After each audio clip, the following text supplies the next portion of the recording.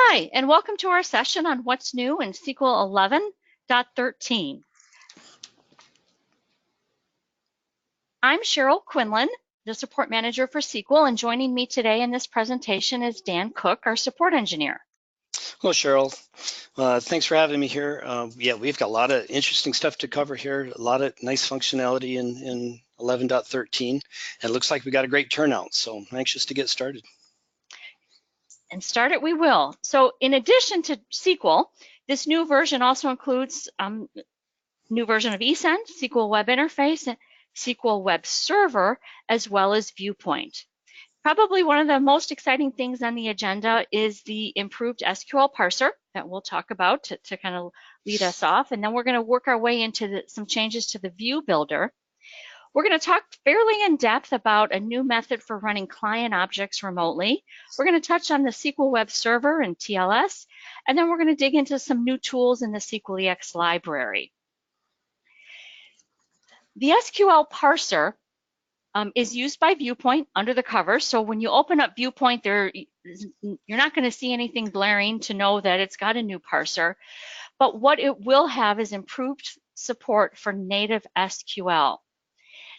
So when you're using server syntax and trying to use some of those more complex joins, Viewpoint will be a little bit more forgiving and allowing you to move from screen to screen and formatting that complex SQL. Because of this improvement to the SQL server, we really want to encourage you to try out the syntax of Star Server more often. Yeah, I don't blame people for being a little frustrated currently when trying to use the native functions, because you get into the designer and the designer couldn't quite handle it, and it would prompt you to disable the syntax checker. But with this new parser, it will recognize the newer functions and allow you to leave the syntax checker on, which is so helpful, and it'll behave more like a SQL syntax view, where it's checking your syntax, and it gives you a much better experience with the native syntax. Well, thanks, Dan. You are quite the expert on the SQL syntax, so we take your word for it. Next, we want to talk a little bit about the View Builder. And the View Builder is probably a part of Viewpoint that many of you longtime SQL users haven't been exposed to, or kind of got pushed in there once and maybe stepped away. Now, I've used SQL and Viewpoint for a very long time. And I have to tell you that I actually really like the View Builder. And I'm going to try to tell you a little bit why as we talk about what's changed. But the View Builder, the join process has changed in that it has become very automatic. We used to have a tab across the top for joining, and now it kind of happens automatically the moment you have multiple files. And not only does it happen automatically, there are actually more join types, and it will be very good at supporting all of the native join types. I think this is so exciting and probably a feature in the product that so many of you have not seen that I'm going to go ahead and give you a little demo of it. So hopefully now, Dan, you're seeing my Viewpoint new tab? I see the new tab, yes. Good. Where I'm going to jump in and create a new view. Now, when I am a SQL Viewpoint users, you can specialize the defaults by person, and I have mine set up where I kind of want all the help I can get. So the first thing I'm being asked for is, do I want to use a template? And a view template is actually something that came out in 2018 within Viewpoint, and the template wizard is very helpful if you want to give someone a really kind of narrow path into changing a particular view, maybe changing the where criteria. Now today we need a little bit more flexibility than that, so we're going to use the View Builder, which is what we call the guided interface. It kind of prompts you step by step along the way to build a view. And I like that. Now we start out by picking a data source. Now here I'm kind of am in a test environment, and I have probably way more data sources than you would ever have in real life. But a data source is a connection to an iSeries, either with a local host connection, which could use native syntax and then uses the faster, newer SQL the query engine, or it could be a remote database connection. We've got a lot of them here, but I'm just going to start out with a SQL host as well as a server syntax. I start the way I would in any view, and that's by picking some files, and I'm going to pick my good old trusty customer master file and order header file. The moment from View Builder that I pick a second file, it reminds me to join. And this can be really helpful so that you don't forget. But it does default to a cross join, or what we used to say a long time ago, a full Cartesian join. And that's not really always a real useful way to join, every record to every record. And so that's why we give you a little warning. And notice that when I have that type of join, I don't even have to tell it what fields, because it's kind of joining everything to everything. But the moment I use this dropdown to pick a different join type, and not only do we have our good old standbys of inner and partial outer, we also have all of the newfangled join types of server syntax. I'm just going to stick with an inner join, and so now it brings in some fields so that I can decide what field to join on. And once I do that, I'm done. It does fill in the join down here. I can edit it if I want to simply by clicking on it and clicking this Edit Join button. It tells me the join type here on the left. I continue to click Next to walk me through the next couple steps of my view process, and I just want to pick a couple of fields from these files.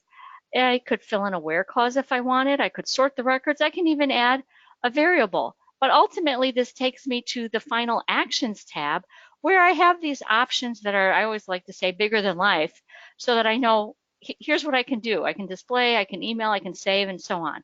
And this was my simple view through View Builder.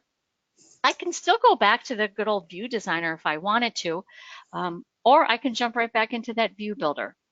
But the View Builder is the one that will guide you through building those more complex server native SQL join types. Boy, that takes all the guesswork out of it too. I mean, it just leads you right through it. That's nice. Mm-hmm.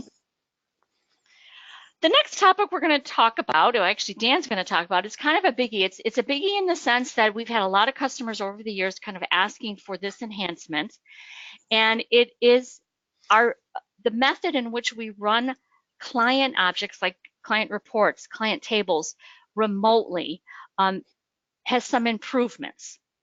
So Dan? Yes, and what's forcing this change is the fact that Run Remote Command, what we've been using, an IBM command, is not supported with client access in Windows 7. It requires client access, but it won't work with Windows 10. So we needed to come up with a different solution. So we've come up with VPT Remote Command that uses a different approach. Same idea where you have a PC server to process the commands, but we're going to use a data queue to write the commands to, and then configure a listener on that PC to process the commands that show up in that data queue. So the concept is the same, the results are the same, but just a different way to approach it. And again, it's supported on Windows 10 and Windows 7 and everything beyond. So we don't have to worry about the dependency on Run Remote Command anymore. And more importantly, everybody can update what was called the Viewpoint server to Windows 10 and beyond. Yes. So the setup configuration is very straightforward. The SQL host, the install will create the required data queue, defaulting to VPT remote data queue. You can call it what you want, but we default and create that during the install, so you don't have to worry about that. If the listener runs jobs from multiple hosts, because you might have a single Viewpoint server processing commands from multiple hosts, you can do that too. You would just need to create a separate listener for each host. And if you feel the need to send them to different Viewpoint servers, maybe to balance the load, you could do that. That would require multiple data queues on the host, and then the listeners would listen to a specific data queue. you'll notice on the right, there's just a handful of fields for the configuration. Very straightforward, self-explanatory. It needs to know what iSeries, what host you're connecting to, what your product library is. You see the data queue name, that's the default we've used, but again, you can change that. The service name, the description, that's just for your benefit, so you know which one is which. And a user ID and password, that's ID for the iSeries for this listener to communicate back with the I to monitor that data queue. Now, you'll want to leave that button checked to automatically start the service at reboot, so you don't have to worry about it. It'll always be active. And you might as well click the start service when you create it, so then it's all ready to go when you exit the screen.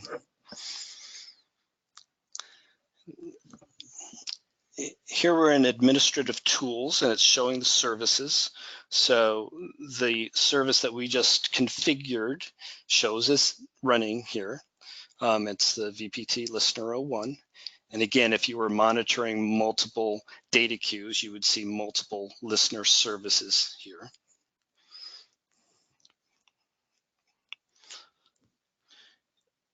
By default, we turn on debugging on those listeners. So you're going to get a history of the commands that are processed in each one of those jobs.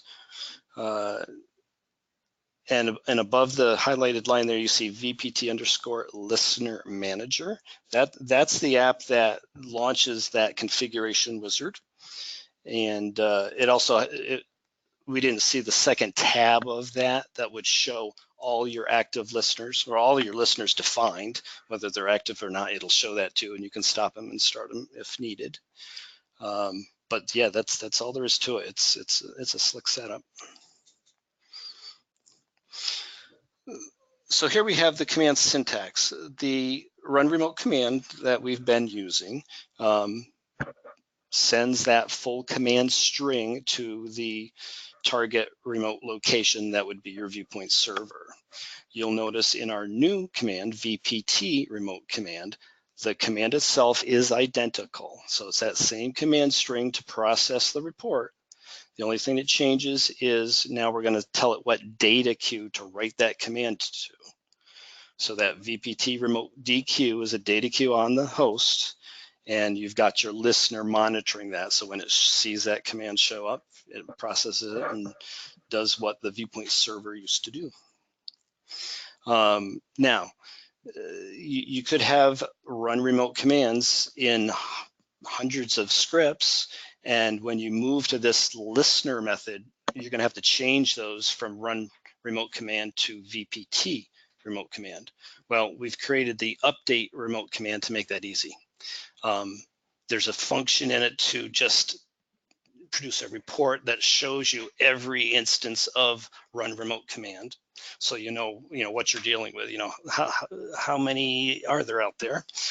But then you can specify convert on that command, and that will go in and change every example of run a remote command to the new VPT remote command. So it's all ready to use the Viewpoint server. The Viewpoint listener. And that's something I have to remember, because we want to refer to this new process as the Viewpoint listener to differentiate from the old Viewpoint server. And I'm not quite there yet, but that's what we want to do. Let's see, what else do we want to say about that? What I want to say, Dan, is that there's a lot of information that we're giving here, a lot of details. And I know a lot of folks out there use the Viewpoint server process to either run requests from the web interface, which Dan's going to talk about next, an additional change, and also just from scripts, and even to process the CROs in jobs that are scheduled. We are going to have a KBA, a knowledge base article out on the portal that will direct you to the best practice approach for making this transition. And it'll be kind of a step-by-step, like do this, do that, to help with this process when the time comes. Yeah, good point. Because yeah, there's a handful of things that need to happen to make this full transition. So we'll have that all laid out to make it as simple as possible. Mm-hmm.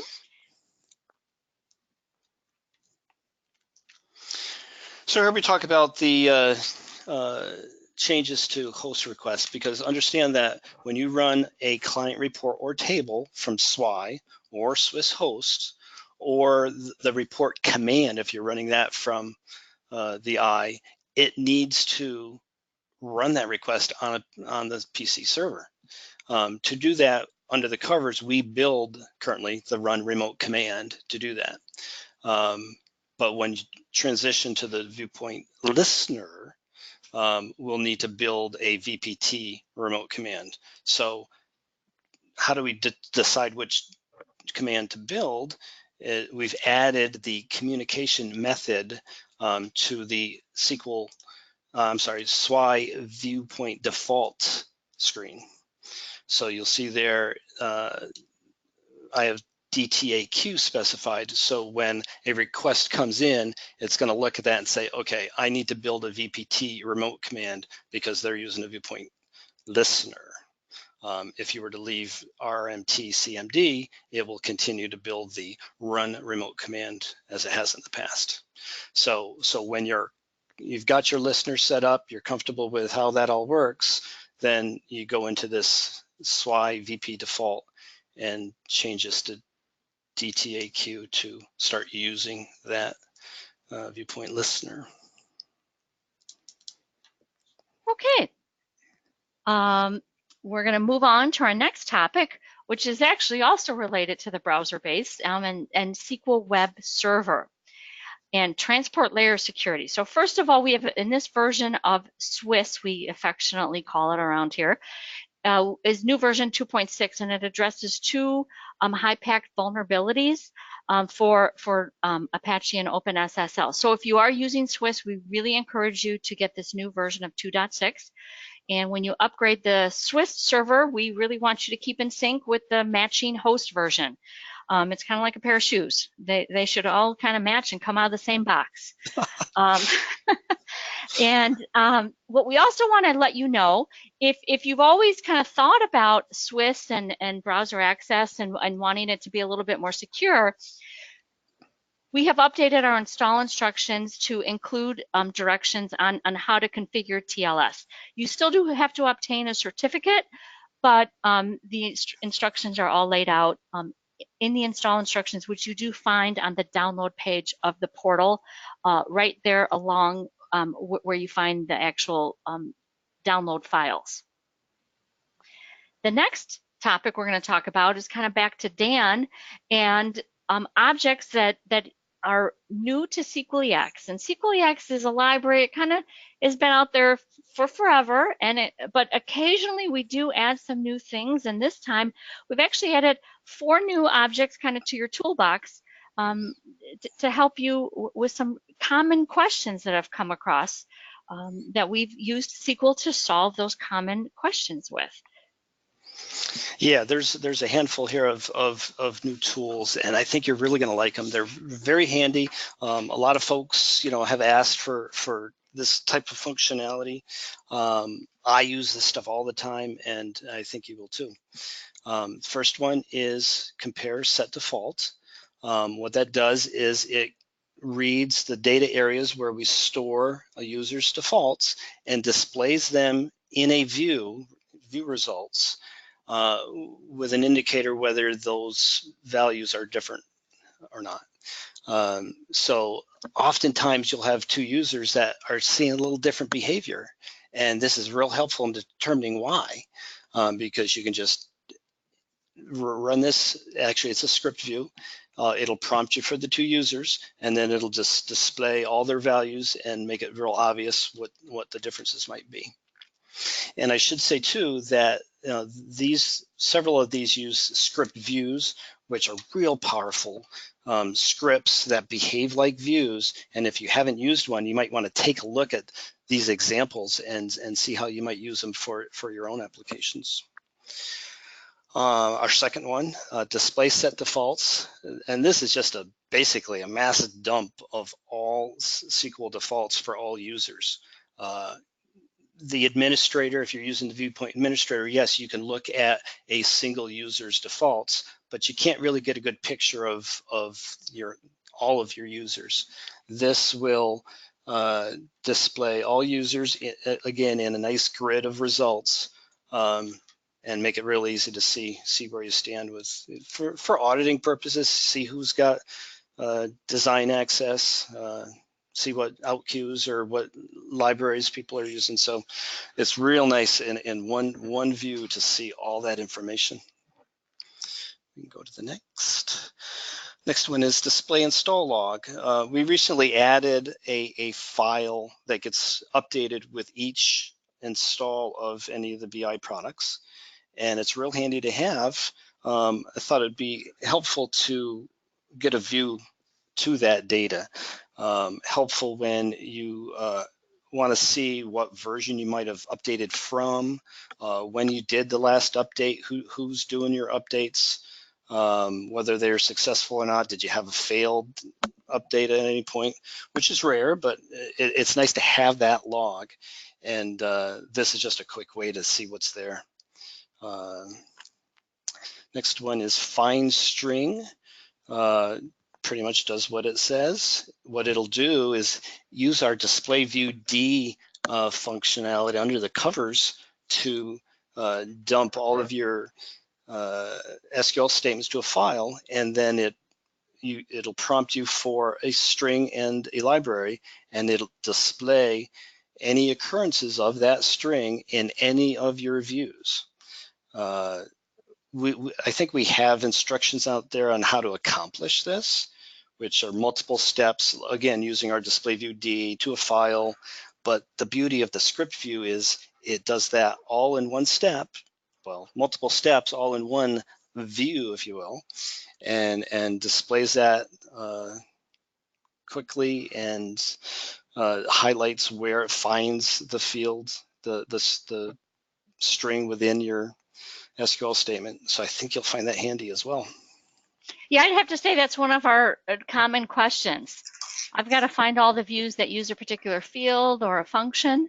So Dan, why don't you give us a look at a couple of these? I can do that. And I will make you the presenter.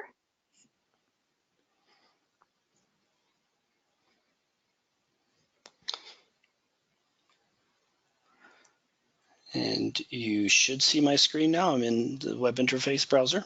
I do see that. Excellent. So here I have the 4 new functions listed here.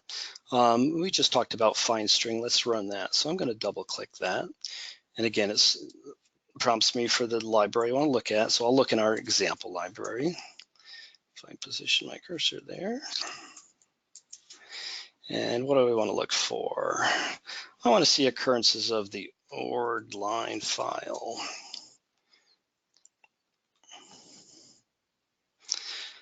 So here I have the results, and you'll see the first column is the view name. This shows me what I was searching for and where it found it. So it found ord line on this record of this SQL statement.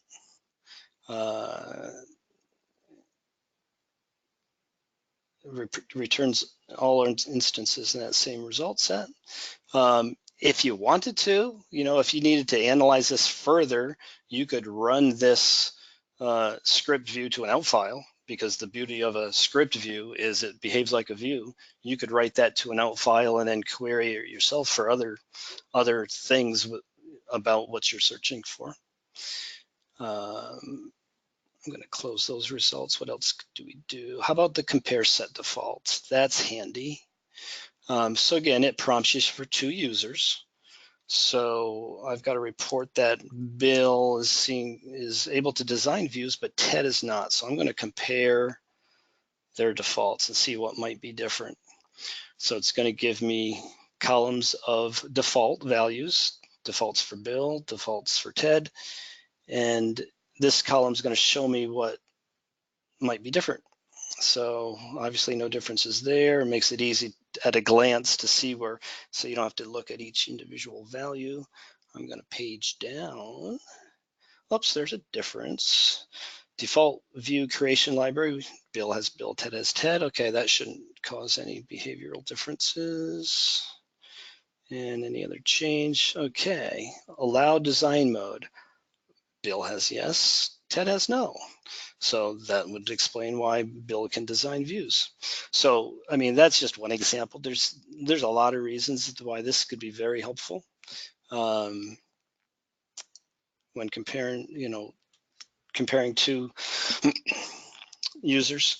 And a lot of times too, we'll get calls in support saying, hey, this user, this happens for this user, not another. So we would advise using this to say, okay, tell us what's different, and we'll figure it out.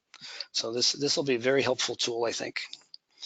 And again, while these are functional tools, I would encourage you to look at how they were created, because there might be techniques like reading the data areas that you might not think about doing, but SQL can do. So I would encourage you to look at the views themselves, not just use them, but look at the techniques used.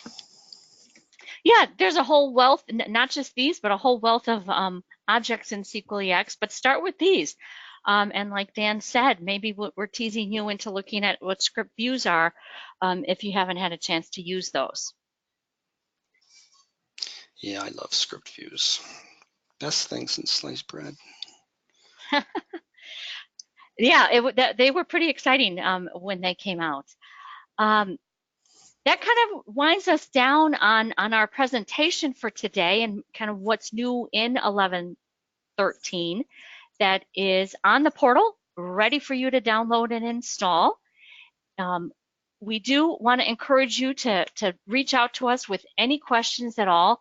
I fear that we're running a little bit short on time, and we'll have difficulty getting to most of the questions today, but you can reach out to Dan directly, myself directly. You could phone us. You could talk to the support team. You can email the support team if you'd like. Right here, support.sql@helpsystems.com, probably one of the handier emails to have. And let us know when you're ready, or just want to talk about the process to make the change for this Viewpoint listener. If you're using a Viewpoint server heavily, get new Viewpoint and try that SQL Parser. I think you'll be pleasantly surprised, particularly if you use server syntax, how much better Viewpoint behaves. And think about Dan's examples out there in the toolbox that you have, that SEQUELEX, and let us know where you have questions and how we can help you. We want to thank you for attending, and yeah, thank you. And yeah, please use those new functions. And if you've got questions, we'd love to hear from you. So thanks again for joining. Thank you. Bye-bye.